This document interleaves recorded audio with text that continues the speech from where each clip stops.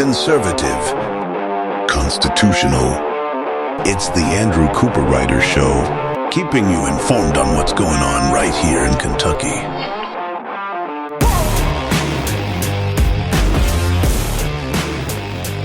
And welcome everybody to the Andrew Cooperrider Show. Happy Wednesday, of course. The Andrew Cooperrider Show, your source for Kentucky politics. And man, we've got a show for you today. We've got some really important topics to dig into.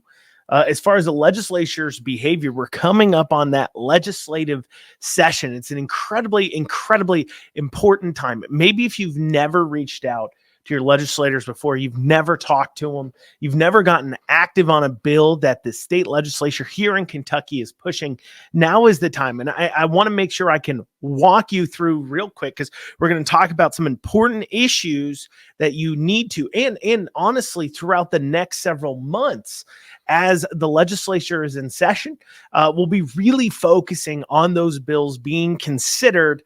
And if anything else, my labor of love here, bringing this show to you, it's mainly about getting people involved, helping them stay informed, but then moving that into affecting policy. And that's what I hope you tune in and listen to the Andrew Cooperrider Show for, if anything else. And the reason to tell others to listen to the show is in order to stay informed on what you need to be watching that's going on in the state legislature, and getting your friends, your neighbors, and everybody else involved in doing that. It's very, very important. So few things that you can do before I go into kind of how do you even contact a legislator on a bill. Remember to tell people about the show. You can listen to the show at 9 a.m. on WZXI, Monday through Friday. And WZXI for those living in Lexington, Nicholasville, Wilmore, Garrett County, Lancaster there, Danville, Lincoln County, Richmond, Berea area. You can catch this show on 1280 AM as well as 94.1 FM and 95.5 FM. And if you don't listen in that area and you want to tune in at 9 a.m., just head on over to theandrewshow.com. Once again, that's theandrewshow.com. And you can go back, listen to old episodes there too as well, but you'll see a WZXI player. You can catch it at 9 a.m. And of course, everywhere else, the major podcasting platforms, Apple, iHeart, Pandora, all those great stuff, as well as Facebook, Rumble, Twitter, and YouTube, have episodes released every day at 1 p.m. So you're able to kind of stay up with us there. But in order to contact your legislatures, I want you to learn about what LRC is. LRC stands for Legislative Research Commission.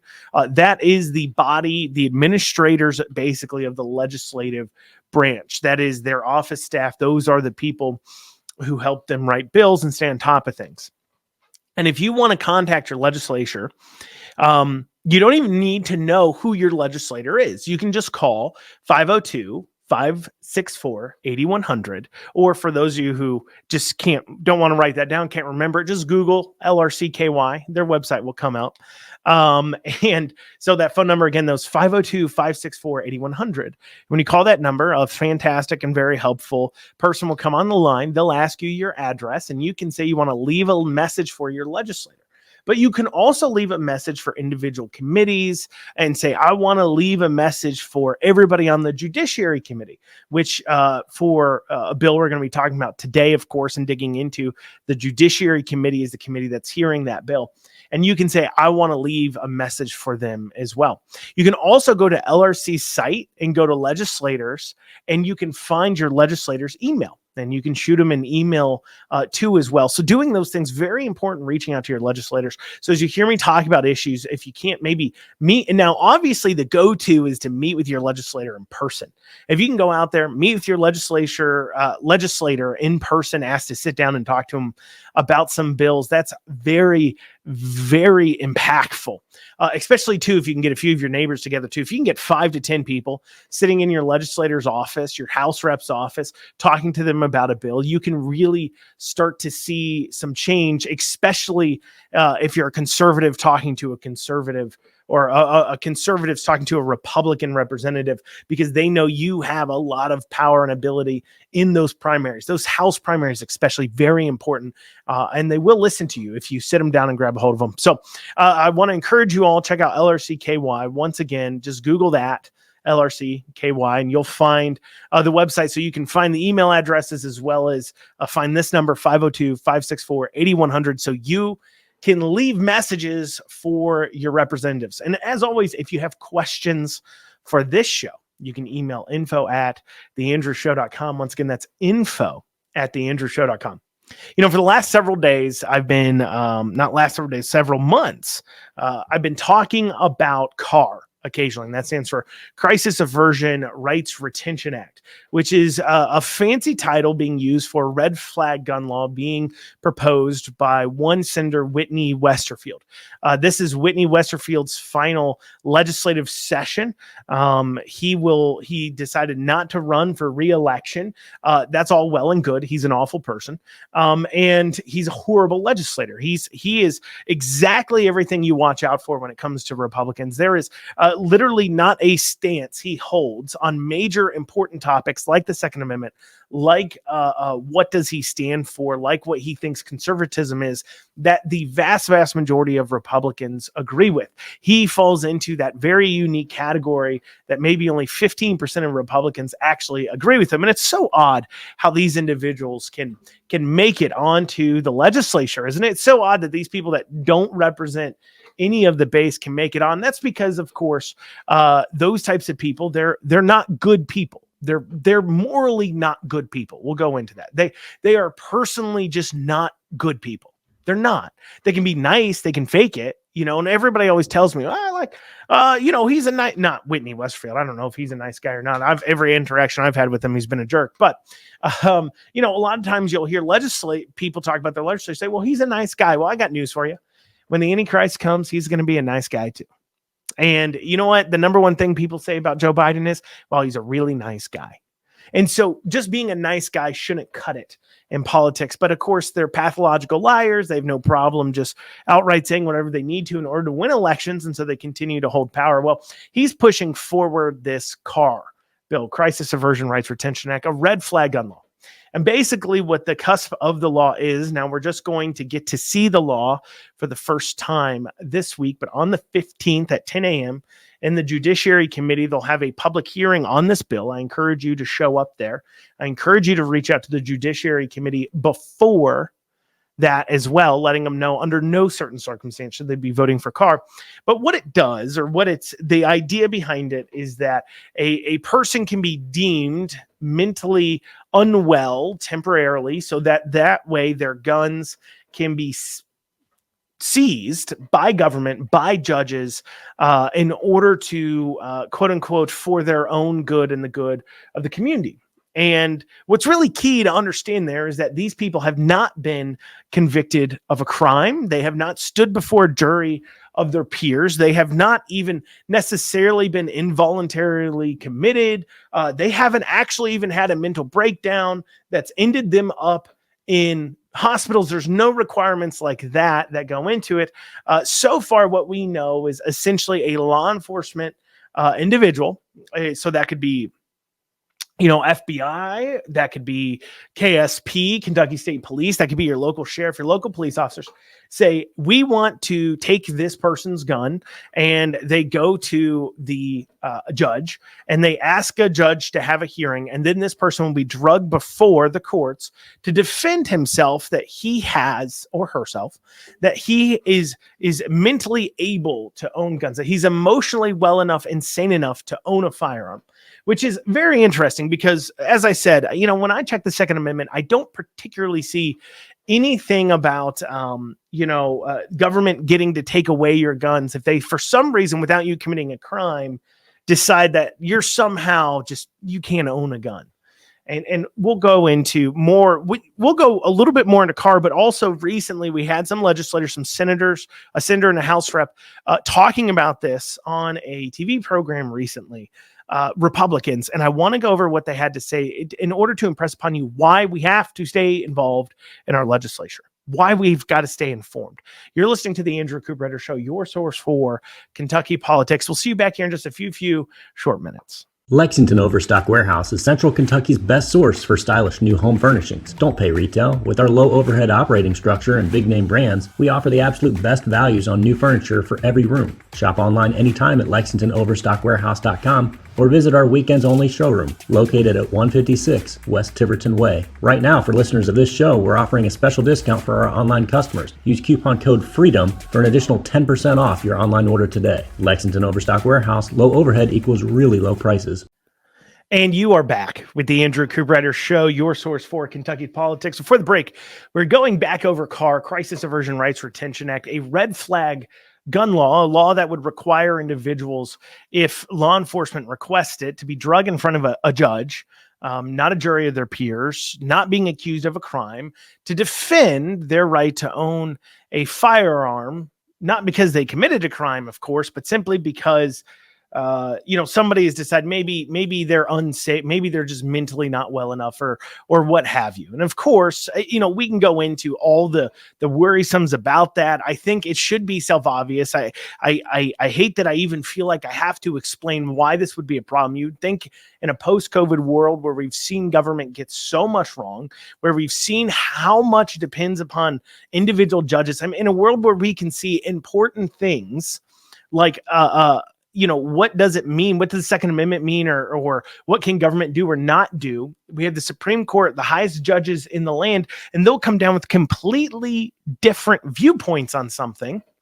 And I hope that would make it clear to people that is why our rights are guaranteed to us unless we've been convicted of a crime by a jury of our peers, because government can't be trusted. One judge cannot be trusted ever.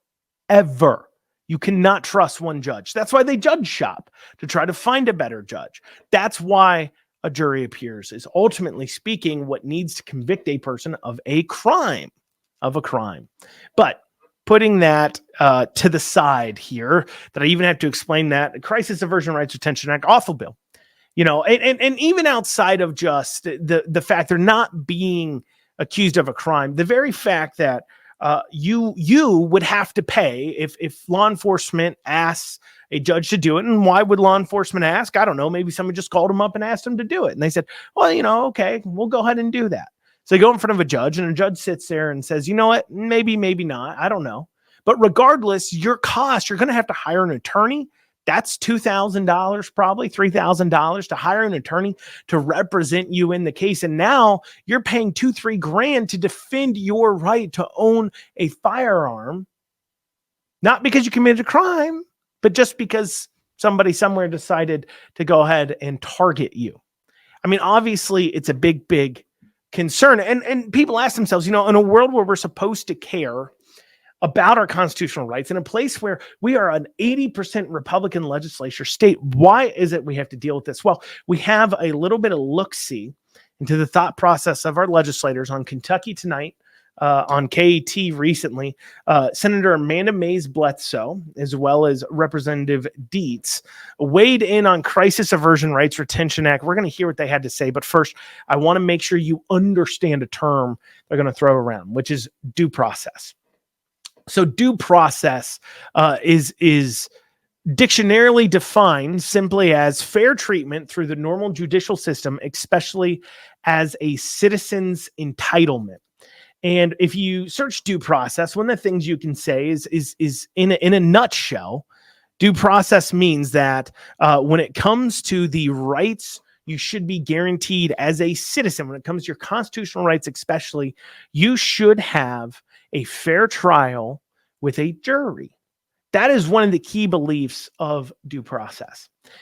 There is no way around that. That is kind of the historical background on due process. There's no way anybody who's being honest with themselves about what the law states and what the law is supposed to intend and what the Second Amendment is supposed to intend would somehow say that somebody being getting their rights taken away by one judge's decision without a jury is right. It's not right. And it isn't due process. There's no way it is. There's no way it is. But we're going to hear from these representatives. First, let's start off with Senator Amanda Mays Bledsoe. Let's hear what she had to say. Gun violence. So I'll start with you, Senator Mays Bledsoe.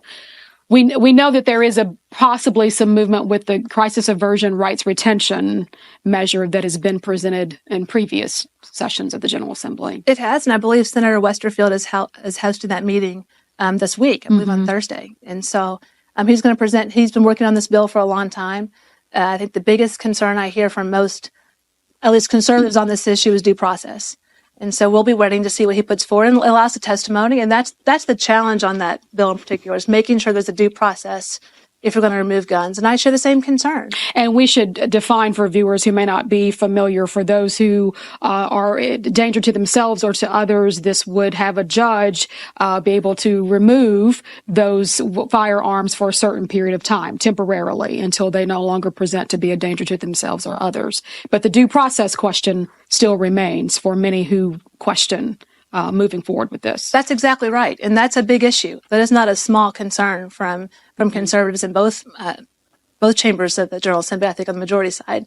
And so how they do that, and I think Senator Westerfield has some ideas on how we might be able to do that in a better way and make sure the due process is followed. And if they can find that, I think that would be much better. There'll be more support for it. I don't want to get too far off that topic, but I do want to go to you, Representative. So that was Amanda Mays Bledsoe's statement. And I don't know.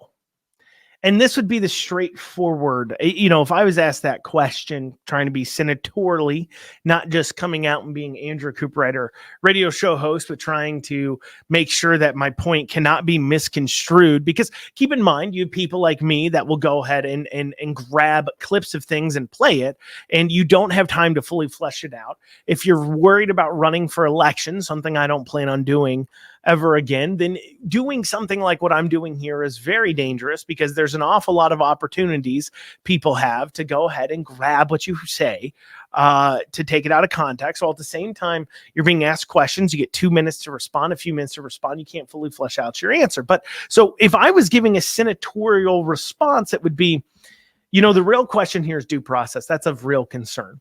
And I do not know of a single system or process where we can take away somebody's constitutional rights without them being accused of a crime and having a jury of their peers, that we could follow due process to take away somebody's constitutional rights. But see, this is what you hear. Well, if we can follow a way to do due process, Senator Bledsoe, there's no way to follow due process and do this. There's no way to follow the spirit of the law. There's no way possible to go ahead and do that. I get it. It's very difficult to look at people and say that is there people mentally unwell out there? Yeah, there is. And they have to be accused of a crime and be convicted of it by a jury of their peers in order to have their rights taken away, no matter what you think. Because you know what? As I'm speaking right now, there are lefties out there, a large percentage of the population, that would, without a shadow of a doubt, 25, 30% of the population, at least, that without a shadow of a doubt would want to take away yours and my guns, however they can do it. And they would say the very fact you think you need to own a gun makes you too mentally unstable to own a firearm. I'm dead serious. You can think I'm making that up, but I remember I was out door knocking. I was out door knocking Republican doors for a campaign. And so I'm knocking doors, and we get into a conversation about the Second Amendment. And this was one of those, once again, those 20% of Republicans that for some reason call themselves a Republican, despite the fact they do not hold a single conservative belief. And this person had a belief that guns should be taken away. Nobody needs to own an AR-15, a handgun, or yada, yada, yada, yada, because he's an idiot. And, he comes there and he's talking to me. And we're having a discussion. And at one point he goes, well, you're probably armed right now. And I said, actually, sir, in fact, I am armed right now. A little secret about me. If you see me in public, there's hardly ever a circumstance where I'm not armed. You have never seen me not armed. I almost guarantee it. You have never seen me not armed, unless I'm in a bank or my son's school. You will never see me not armed. I'm just telling you. You won't. If you've ever seen me in the Capitol building, I've been armed. If you've ever seen me at a political event, I've been armed. I tell you that every single time. You've seen me with a gun, and you don't even know it, because it's not a big deal. But this individual says, you're probably armed right now. And I go, well, yeah, sure, I'm armed. Of course, got to protect myself. And he goes, well, I don't know. I don't even want to do this conversation anymore, because I don't know when you're going to pull out a gun and just shoot me in my face. Like, that is an actual behavior that he expects out of his fellow man. Just a drop of a hat out of nowhere. That is the rule, not the exception. That is just going to happen. This guy who's out knocking doors, having a casual and well thought through conversation about Second Amendment rights, is suddenly going to pull out a gun and shoot you in the face. That is a belief they have. And that's why we can't forego this. That's why we can't hand it over. But it wasn't just Bledsoe who weighed in on this. We also have Dietz, Representative Dietz out of Northern Kentucky. She also, same program, asked the same question. Let's hear what she had to say. Does about due process. We've got other similar processes that we follow right now, Casey's Law and things like that, where we can go to court. So I'm open to listening to how we're going to protect that due process. At the same time, I know that, again, as a domestic attorney, it scares me. I hear on the news when somebody's been shot and you kind of hold your breath and go, I hope that's not one of my clients. I've been in that situation. We had a terrible incident in Fort Thomas. That's not my district, but that's several years ago, where a spouse texted, I can't tell you how many times, and ultimately went to her workplace and shot her. And she was a quadriplegic and she died several years ago. So it's an issue. But I want to make sure that due process is handled and that we have that discussion and we make sure that people's rights are protected on both sides. 859 Print has local service and low prices. I personally have done tons of business with them. And I can tell you, whether it is getting things printed off, sending direct mail, making business cards, buying TV ad time, digital marketing, they can do it all. And as a special for listeners of this show, they're offering 10% off any and all print services using code RIDER2024. That is code RIDER 2024 for 10% off. Check out 859 Print. You'll be glad you did. And you're back with the Andrew Cooperrider Show, your source for Kentucky politics. Before the break, we were talking about, of course, Crisis Aversion Rights Retention Act. We had heard from two legislators, Senator Amanda Mays Bledsoe, as well as Representative Dietz from Northern Kentucky, both Republicans, and their thoughts on this red flag gun law, Crisis Aversion Rights Retention Act. And of course, they did bring up their concerns about due process, the fact that you should not have to you should be equal before the law, and the law should encroach on your rights. But they won't admit the very difficult thing that if we're actually respecting due process, then a bill like Carr could never pass. It is in no way, shape, or form proper due process to force a citizen to stand before a judge to defend their constitutional right, not because they've been accused of a crime, not because even a somebody has somehow pointed to evidence that they are not able to control their life anymore. They can simply have this one right, your right to own a gun, taken away by decision of a judge. There's no way it is due process to do that without a person going before a jury of their peers and being accused of a crime. There's no way to follow due process and do that while forcing citizens to pay thousands of dollars for legal representation simply so they can maintain their right to own a firearm. There's no way to do it. But they can't say that. They can't say it. They need to appear like they care and understand. I'm sure they do care, maybe. I'm sure that it really tugs at the heartstrings. And one of the things we heard in Stephanie Dietz's response was, well, every time you hear about a shooting, you hope it's not one of your people. She cited a domestic violence situation and about how, she hopes that's not one of her clients, somebody dealing with domestic disputes who gets shot by a partner in a domestic dispute, and how awful that is. And that tugging on the heartstrings is why she feels she has to do something, because it is impossible in this modern day and age for Republicans to say the hard thing, the right thing, but the hard thing. And that is simply, and this is something that the liberals have goaded them into, that Democrats have goaded them into believing. And it is this love everybody, nothing bad can ever happen, mixed with government is here to solve all of our problems. And if something bad is happening, we have to turn to government. Government has to solve the problem. That government can somehow come up with this solution where nobody is somehow damaged by it. They can somehow do something without any trade-offs that they can come up with this perfect solution. And Republicans are incapable of saying out loud, Republican legislators saying out loud the important thing. Maybe privately they think it, maybe they don't.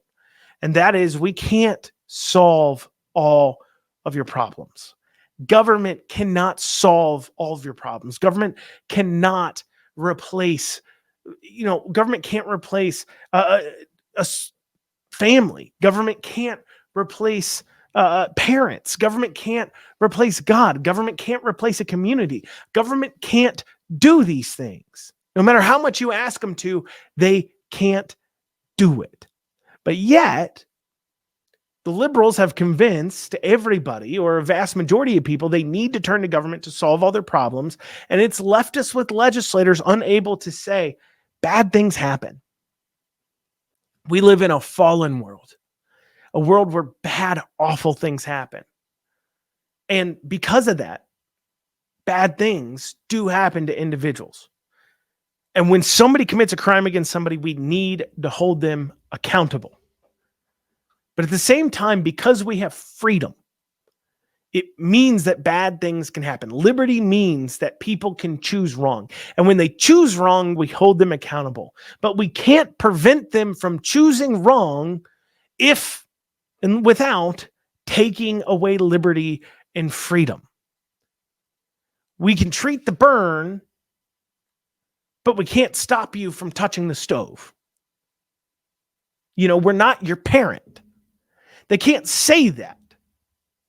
And it's because they can't say that there's no perfect solution. They can't say, yes, it's messy. They stand on a principle. They say they stand for liberty and freedom, but they can't turn around and say, but it's messy. And it means bad things will happen.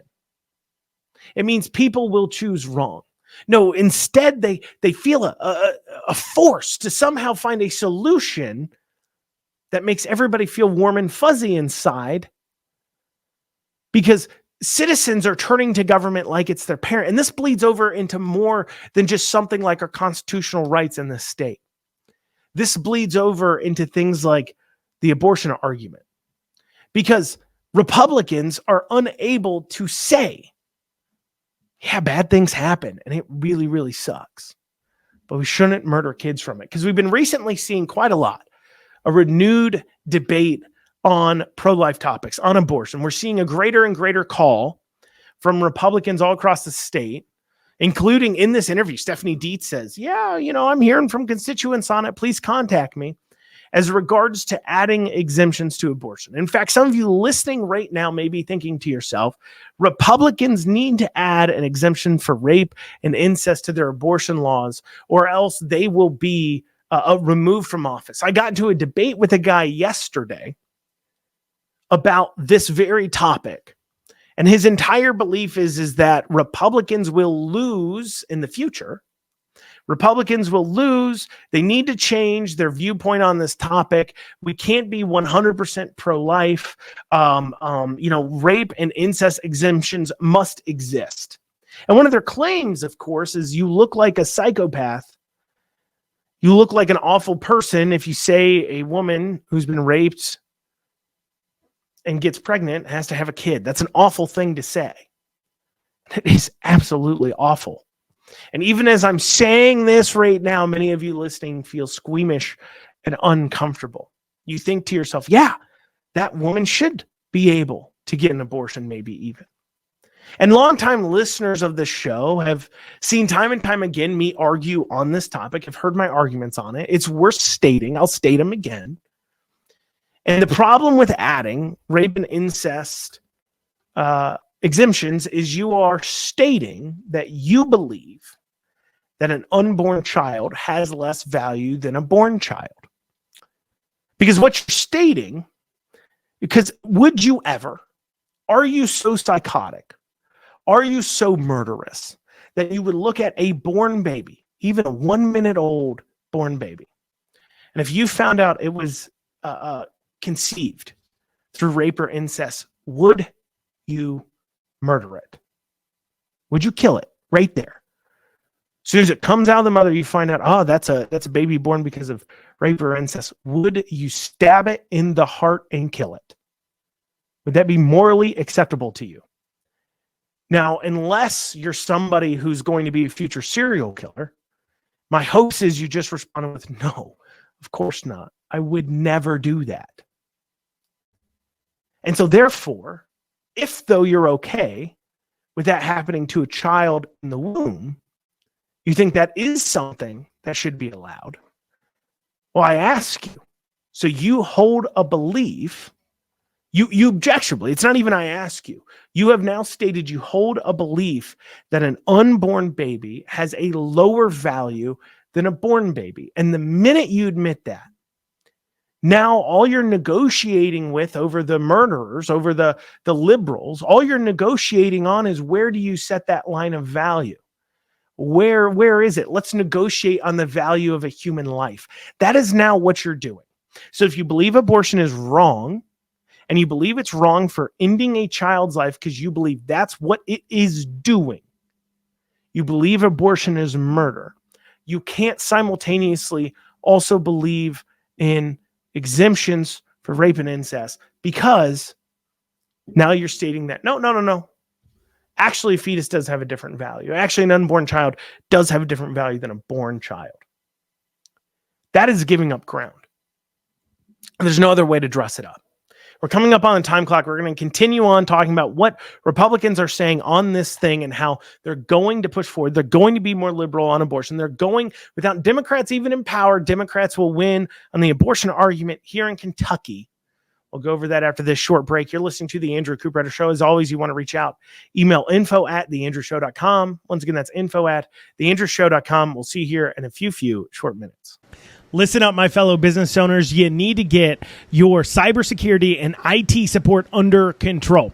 Reach out to the folks at Amston today. Call 859-300-0087 or visit amston.com. It is no secret that cyber attacks have become a constant threat, and you need to make sure that your organization is protected. Amston has over 30 years of experience working with businesses and governments alike. Call 859-300-0087 or visit AmstonAMPSTUN.com today. And you're back with the Andrew Cooperrider Show. Before the break, we were talking about abortion. I know, uncomfortable topic. And of course, I was talking about, why, if you hold the belief on abortion is murder, why exemptions for rape and incest goes against those beliefs. If you believe that an unborn child and a born child has the same value, then it goes against it. Now, if you believe, of course, that a unborn child has a different value than a born child, and that's your assertion, well, then let's have that debate about where that is. Why do you believe that? Why do you believe a child 1 second from being born has some sort of different value? Why 1 minute right before it's born to the minute it's born it somehow now has different value? Why do you believe that? Because that doesn't make sense. Would you stab a 9-month gestated baby that just hasn't been born yet? Would you reach in there and kill it? Is that really what you're saying you're okay with? Of course not. That makes you squeamish.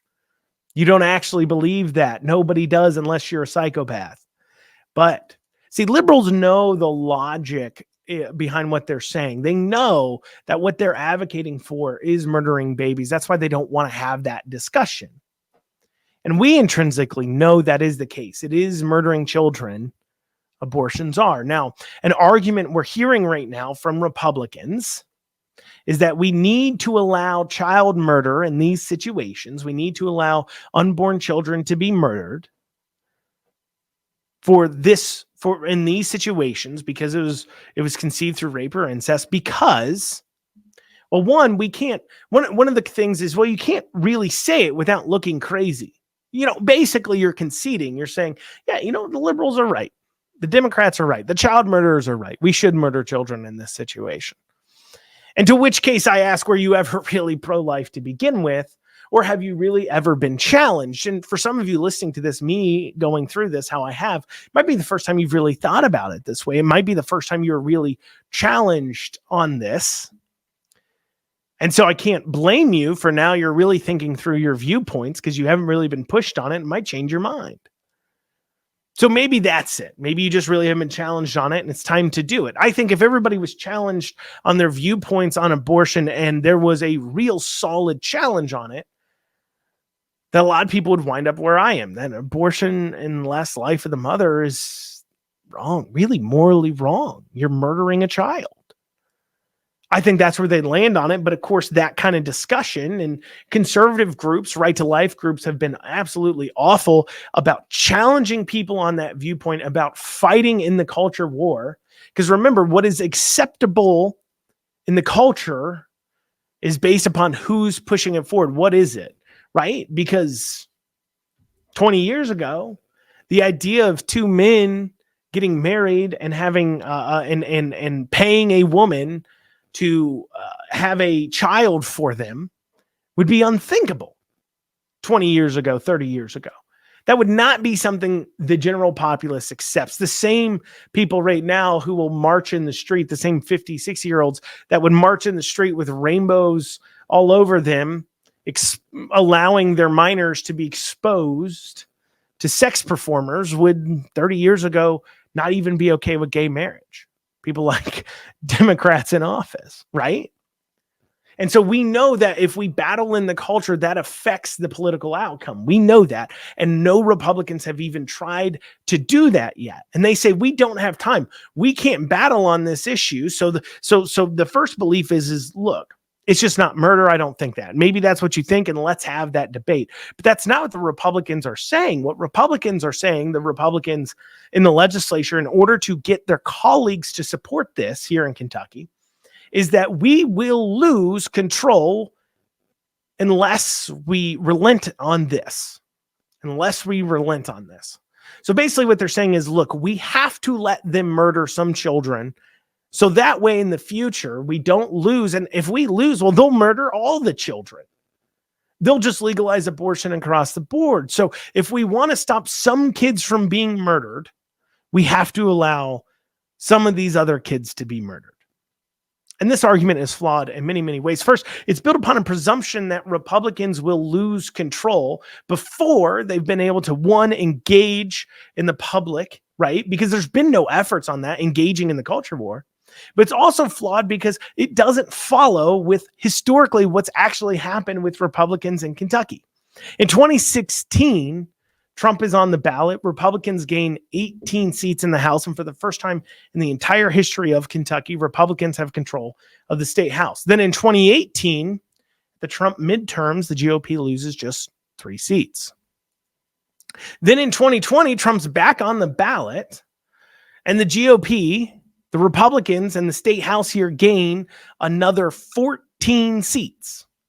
Then in 2022, abortion is literally on the ballot. Remember, there was that Amendment 2 action. That was an abortion amendment here in Kentucky. It was literally on the ballot, and it even lost. But yet, Republicans in the House gain 5 seats. So anytime you've had Trump on the ballot, or you've had abortion literally on the ballot, the state House Republicans have gained seats. I mean, remember, in 2022, that amendment was on the ballot post Roe v. Wade. And they still gain seats. But yet, somehow the belief is that, well, in 2024, this is literally something they're saying. They're saying, we expect in 2024 to lose seats. We have Trump on the ballot. We've only ever gained seats with Trump on the ballot. But because of abortion, which has never lost them a seat before, but because of abortion, we think we will lose seats. This is what they're pushing forward. And they say, if we don't lose seats in 24, well, we'll definitely lose seats in 26 then. So this is the first flawedness in their argument. The history doesn't even play that out. That doesn't even appear to be true. Where is that coming from? And where it's stemming from is because these establishment pukes can't be honest with themselves about why Cameron lost. They're looking at that Bashir win and they're saying, oh, we lost because of abortion. We will lose in the future because of abortion. Now, first off, they didn't really lose anything. Republicans lost the same election that they lost 4 years ago. They haven't lost ground. They've gained ground, if anything, even when abortion's on the ballot. But because of this one office that Democrats won 4 years ago, that they re-won again, well, that means that we need to change everything. We need to even murder children. We need to sacrifice children at the altar of the politic gods, so that way we don't lose our seats. We don't lose power. That's the claim. Because they can't be honest. The Cameron didn't lose because of abortion. When you look at turnout, what do you see? You see, if anything, Republicans and Democrats pretty evenly turned out, or in a lot of circumstances, more Democrats turned out to vote than Republicans, because Cameron didn't inspire the electorate to turn out. Less people turned out to vote this year for governor than turned out to vote 4 years ago, because Cameron was uninspirational. But they can't say that because Cameron campaigned and listened to the exact same people they all listened to. He pushed forward the same ideas that they push forward. He campaigned the same way they do, say nothing. And if they admit that that's the losing thing, if they admit that conservatives being weak is what will cost them elections, well, then in that case, they now themselves are wrong. And those in power can't accept that. They can't accept that's the reason why. They need to blame Trump and abortion, and they need to deal with this problem now. They think they need to deal with abortion. Now, why do they feel they need to deal with it now? Well, it has to do with some of the people in leadership, of course, because people like Jason Nemeth, people like Damon Thayer, they live in districts that are purpler. Damon Thayer's Senate seat, Bashir won in the general. And so they're looking at that saying, wow, we need to do something because I may lose. Because even if the Republicans lose in 2024 and 2026, lose ground, the most anybody's talking about them losing is maybe a seat or two. In this next, even the people who think they will lose. I don't know why they think that. The data doesn't play that out. But even the Republicans that think the Republicans will lose House seats in the state House think it's only a seat or two. So even in 2026, if they lose seats, it's a seat or two. If they end up at 75 seats over the next 4 years, while that gives us time to continue to battle on this issue, they've only lost 5 seats. Geez, I guess they'll just have to make do with 75% instead of 80% of the legislature. That's still way more enough to get everything done we need to do. It's not even close to Democrats being in power, but who will be those 5 seats be? Well, it could be leadership members like Jason Nemeth, like Damon Thayer, and that's the reason they're willing to sacrifice children. It is those people in leadership in purple districts who are worried about their own skin. They're not worried about Republicans actually losing power, because Republicans won't lose power as a whole. They know that. They know that's not even going to happen within the next 6 years. But it could be them individually who loses their seat. And if that's the case, well, then they're out of power. And so, as long as they need to maintain their seats, they will be okay with sacrificing babies at the altar of politics. Well, y'all, that's what we have time for today on the Andrew Cooperrider Show. Big show for you tomorrow, because there are stories today I didn't even get to cover, so I know somewhat but what we'll be doing tomorrow. But otherwise, thank you all so much for joining us. We'll see you back here tomorrow. Have a great rest of your day.